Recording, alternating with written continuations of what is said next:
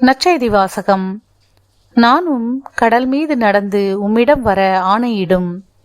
மத்தேயு எழுதிய தூய நற்செய்தியிலிருந்து வாசகம்.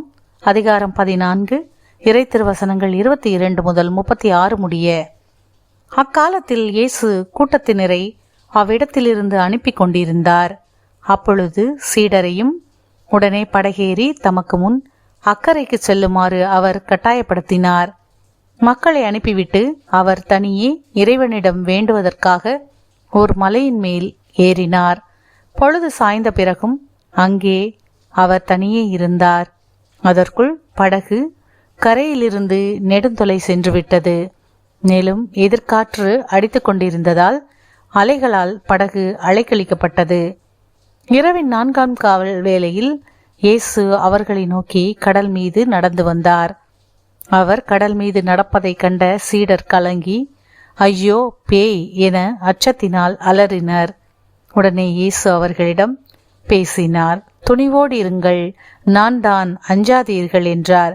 பேதுரு அவருக்கு மறுமொழியாக, ஆண்டவரே, நீர்தாம் என்றால் நானும் கடல் மீது நடந்து உம்மிடம் வர ஆணையிடும் என்றார்.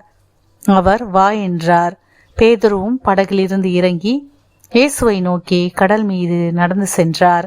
அப்பொழுது பெருங்காற்று வீசியதைக் கண்டு அஞ்சி அவர் மூழ்கும்போது, ஆண்டவரே, என்னை காப்பாற்றும் என்று கத்தினார்.